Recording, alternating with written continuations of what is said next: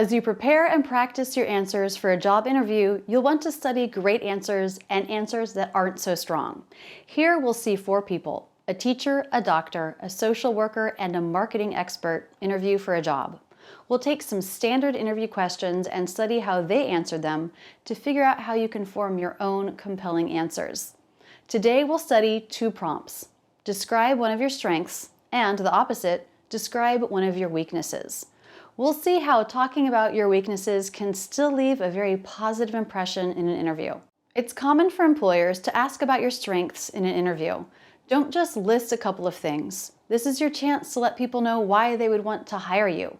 Come up with things that you've achieved at work that you're proud of and find your strengths that describe that. Then, in the interview, when you're talking about your strengths, tell that supporting detail. Let's compare different responses to the prompt. Tell me about your strengths.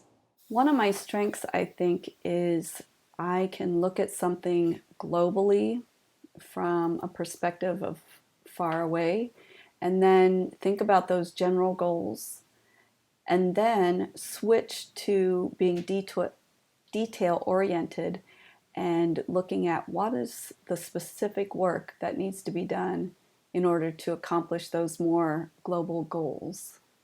That's a good strength to have. A lot of people can see the big picture but don't do well with the details, and then others can be very organized with details but lack the vision for bigger thinking. So the fact that Lisa is strong in both is great, but her response would be even better if she could think of one bigger picture project she worked on, talk about it, and talk about some of the details for it, how she figured out the steps to make that happen. That's something I'm more likely to remember. Adrienne doesn't go into a specific story about her strength, empathy, but she ties it directly to how it benefits her in the workplace in 2 ways. I think one of my greatest strengths is my ability to have empathy for others, and that's really effective within the workplace with my colleagues and trying to understand people's priorities are so different and their feelings are so different, and we all have different things that we're coming to. And so for me to understand other people's priorities and be able to collaborate with them to reach a compromise with everybody's feelings is very effective. And having empathy is also really useful in thinking about reaching customers as a marketer, that I want to understand the thoughts and feelings and concerns of my target audience so we can message them and we can bring events for them that really align with what they need and what makes their lives better.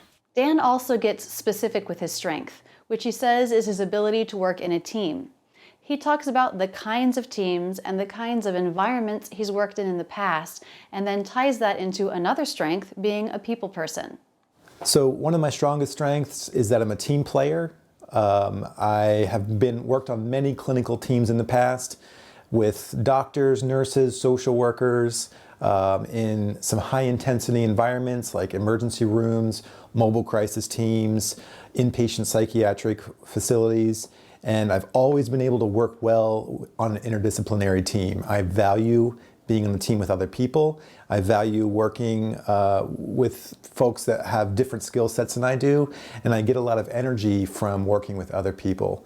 I think one of my greatest skills is being a people person and being able to work with other people towards a common goal. As you think about your strengths, make sure you're able to talk specifically about how those come into play in the workplace. If possible, have a specific example from your past when one of these great qualities helped you get something done at work. This brings me to an important point: timing. You might be able to come up with a list of 10 strengths. Talking about those in detail would take way too long. All the answers we just studied were 30 to 45 seconds. Aim for somewhere in there. Shorter than 30 seconds would be too brief. If you can answer that quickly, you're probably not giving the kind of detail that an employer wants to hear. If you're getting much longer than that, 2 minutes or more, then it's too long. You want to give good, meaty answers, but you also want to give the person interviewing you a chance to chime in with follow-up questions. Just as employers are interested in your strengths and how you talk about them, they're also likely to be interested in the opposite, your weaknesses. They may use this word, or they may talk about your areas for growth. Let's listen to how Jeff answers this question. I would say one of the weaknesses that I have which is a kind of a counterpart to being able to envision a future state, maybe several steps down the road, is that it's harder sometimes for me to see the tiny specific steps that you need in order to reach that goal. So sometimes I tend to jump to the end product before realizing that there's a lot of tiny pieces that have to go into place in order to reach that end product. And that sometimes has gotten me into trouble. He gives a specific weakness, and this is in contrast to his strength, where he does have a great vision for projects, but then he stops there. Now, we've talked a lot about going into detail on answers, and I wouldn't necessarily suggest that you come up with great stories about how your weaknesses have made things go poorly at work, but I would suggest that you spend some time thinking about concrete things you've done or could do to help you manage the weaknesses and improve.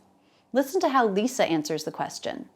So one of my challenges is that I get very excited about projects and then I want to do them in great detail, or I'll get excited about another project too and I'll start that, and suddenly I'll have multiple projects going and I'll be trying to do too much with them. So I think my challenge is to keep it simple, and I need to learn to put some things on hold. And a good idea might be to keep a notebook where I keep some of those ideas sort of simmering, but I don't jump into them until I've finished some of my other things. She changed the word weakness and used challenge instead. That's not a bad idea. It can have the same meaning, but challenge might have a bit more of a positive feeling around it. She names the weakness and then gives a concrete example of how she might manage it. Keep a notebook of her ideas so she doesn't feel like she has to dive into all of them right away. Let's hear how Adrienne describes her area for growth. At this point in my career, I think the biggest area for growth is gaining experience managing a larger team of people. My experience up to this point has been managing 1 to 2 people directly, but also managing a handful of other people indirectly on projects, because I really take ownership of projects that I'm working on, whether I'm directly managing people or not. But I'm really looking forward to an opportunity in my next career step to directly manage a team of 5 to 8 people. She frames her weakness as a lack of direct experience in something she wishes to do. I like how she talks about how she's only directly managed 1 or 2 people, but she mentions that she's indirectly managed larger groups on certain projects because she takes ownership of them. This makes me feel like she's a leader and that she takes a lot of initiative in the workplace. She also gets really specific at the end that she would like to manage a team of 5 to 8 people. This may have been something that she pulled right off the job description for the job she's interviewing for. And this is a great idea. As you study the job description, there might be a role you'll play at this new job that's outside your experience. An employer might be looking for someone who already has that experience, but Adrienne addressed this concern that I might have had about a lack of experience by letting me know that she's actually unofficially managed larger teams of people at previous jobs. And by hearing her say this is what she wants to do as a next step in her career, I can know it's something that she's thought about and that it's something she feels ready for. You can think of your weaknesses or areas for growth in 2 ways. First, your personality. Jeff isn't a detail person, and Lisa gets too excited about ideas to the point where she has too many projects going on to finish them all effectively. Listing a weakness like this can be a great sign of self-awareness. Make sure you always follow it up with what you're actively doing to manage that weakness, like Lisa's notebook idea, or using an app to set up reminders for yourself so all the small parts of a bigger project get done on time. The second way you can talk about your weakness or an area for growth can be in reference to the job description. Perhaps there's a part of the job that you're less qualified for. Finding a clever way to talk about how you want to grow and believe you can grow in that experience, like Adrienne did, can be a wonderful way to answer this prompt. In the next video, we'll pull different common questions from these mock interviews to examine effective answers, including, tell me why you're the right person for this job. It can be tough to figure out the best way to answer this question, but we'll make sure you can answer convincingly and with confidence. For my non-native students, we're going to get to your English lesson in just a minute.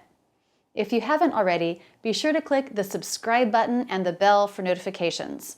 I make new videos on the English language and American culture every Tuesday and have over 600 videos on my channel to date, focusing on listening comprehension and accent reduction. While you're waiting for next week's video, a great next step would be to check out this Get Started playlist. Now, the English lesson. Let's talk for a minute about the pronunciation of two tricky words, strength and strengths. Strength begins with the STR consonant cluster, and this can be pronounced two ways. You might hear it with a clear T, st, st, strength. Or you might hear it where the T sounds like a CH, st, st, strength, strength. Either pronunciation is okay. It's common to make the T a CH sound when it's followed by R.